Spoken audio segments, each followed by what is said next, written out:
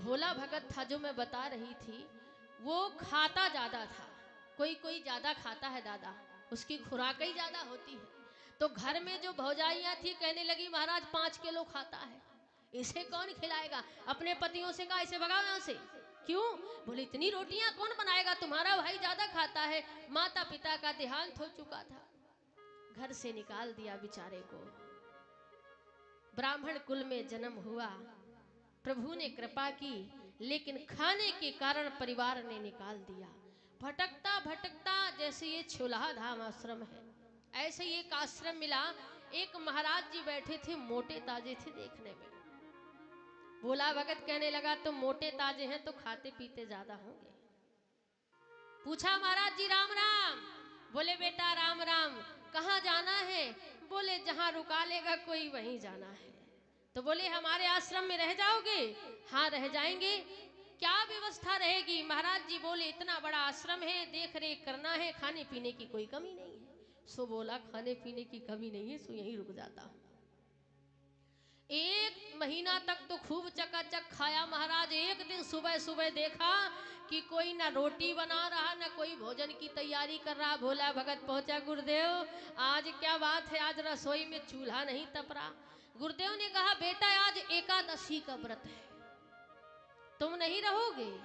सो कहा महाराज अगर आज एकादशी रह लूंगा तो बोले कल द्वादशी नहीं कर पाऊंगा, इसलिए आज एकादशी का व्रत ना रहो। बोले ठीक है कोई बात नहीं है, लेकिन यहाँ भोजन न बनाना। अगर एकादशी नहीं रहना है, आटा ले लो, भाटा ले लो, जा करके एक नदी का किनारा है वहां अपना टिक्कड़ बनाना। बोले ठीक। बड़ा प्रसन्न हुआ। गुरुदेव के आदेशानुसार 2 किलो आटा मिला, सामग्री मिली। जब जाने लगा तो गुरुदेव ने एक बात कही, बेटा हाँ भगवान जी को बुला करके राम जी को भोग जरूर लगा देना। बोले क्या? अरे बोले राम जी को बुला के अपने खाने से पहले खाना खिला देना। भोला भगत ने कहा ठीक है। गया, भोजन बनाया। अब याद आ गई, बोले गुरु जी ने कहा था कि राम जी को बुला के खाना खिला देना।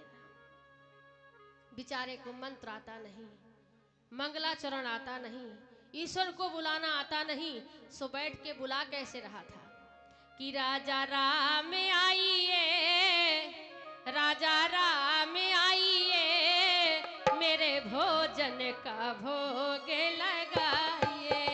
ओ राजा राम आइए, राजा राम आइए, मेरे भोजन का भोग लगाइए। गाइए भोजन का भोग लगाइए, ओ मेरे भोजन का भोग लगाइए, ओ मेरे भोजन का भोग लगाइए। और इतना ही कहा और भगवान आ भी गए। भगवान आए और सीता जी सहित और लक्ष्मण भैया साथ आए।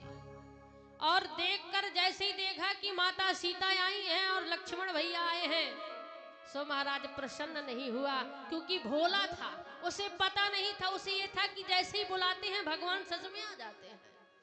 बोले भगवान आ गए। राम जी ने कहा आ गए। बोले बेटा खुश नहीं हुए। भोला भगत कहने लगा भगवान से, प्रभु आप तो आए ठीक है। लक्ष्मण जी को बोला ये भाई साहब कौन है? बोले भाई साहब भाई हैं हमारे। अब बोले ये? बोले पत्नी है। क्या हो गया?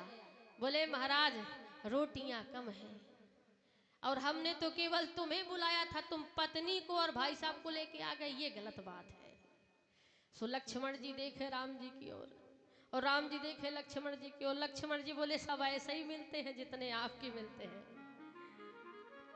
एक बार रोटियों की ओर देखे, एक बार राम जी की ओर देखे, एक बार रोटियों की ओर देखे। राम जी बोले क्या बात है? बोले कोई बात नहीं है, अगर आ गए हो तो पालो। महाराज आधा आधा करके प्रभु ने भोजन किया और चला गया। गुरुदेव को क्या पता कि इस भोला भगत के बुलाने से स्वयं जगत पिता परमात्मा आए हैं। 1 महीने वो कार्यक्रम चलता गया। जब दूसरी एकादशी आई, सो गुरुदेव ने कहा बेटा इस बार भी जाओगे क्या? हाँ गुरुदेव। चलो आटा दे दो 2 किलो। बोले 2 किलो में काम नहीं चलेगा। क्यों? बोले वहां 1 नहीं 3 आते हैं, मैं खाऊं या उन्हें खिलाऊं? गुरुदेव ने कहा ऐसा नहीं हो सकता, 2 किलो आटा एक व्यक्ति के लिए बहुत होता है, और ये कहता भगवान 3-3 आते हैं और खाते हैं। गुरुदेव ने कहा एक काम कर, उसे 5 किलो आटा दे दो। ठीक, अब 5 किलो आटा तो दे दिया, लेकिन गुरुदेव पीछे लग गए। इस बार उसने बड़ी चापलूसी की। क्या?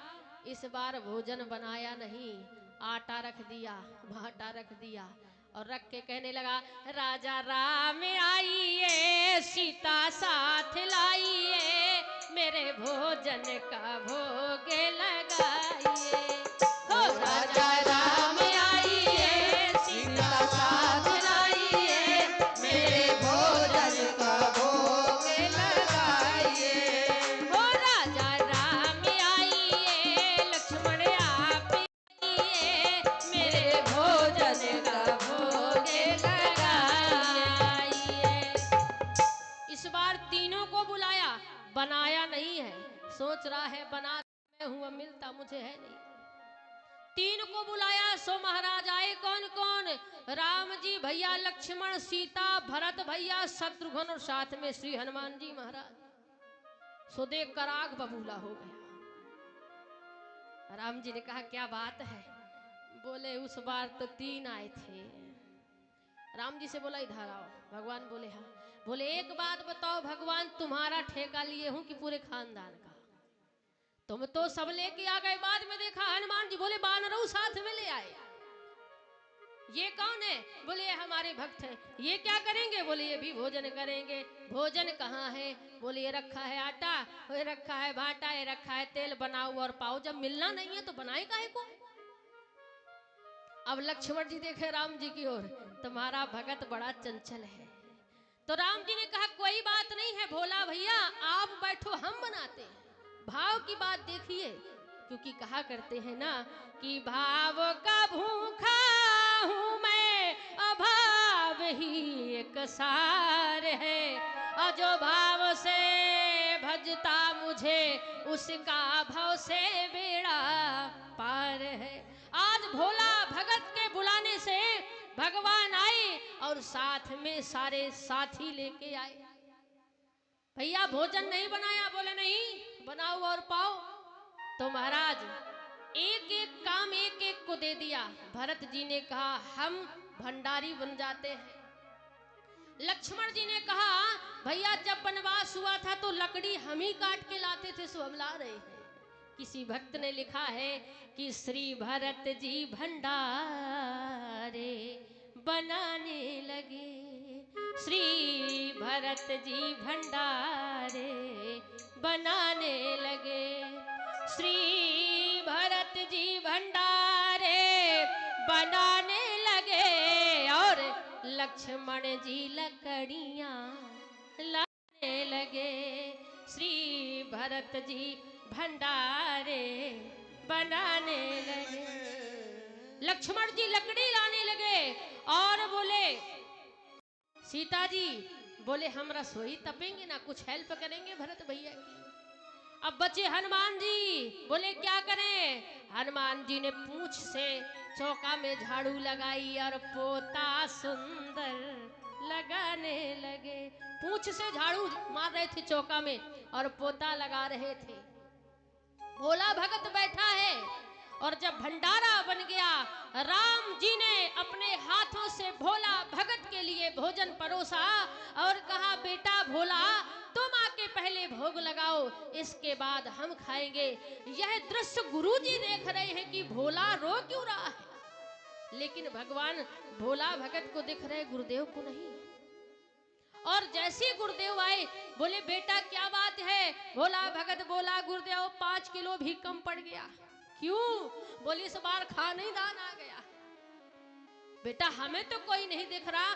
बोले आपको नहीं दिख रहा? भरत भैया खाना बना रहे हैं, माता जगत माता सीता रसोई तप रही हैं, और बोले शत्रुघ्न भाजी या मनिया बना रहे हैं शत्रुघ्न भैया, और बोले लक्ष्मण जी वो लकड़ियां ला रहे हैं, लेकिन बेटा हमें नहीं दिखते। अपने भगवान से कहो ना कि हमें दिखे, अन्यथा मैं सोचूंगा मेरा ये शिष्य झूठ बोल रहा है।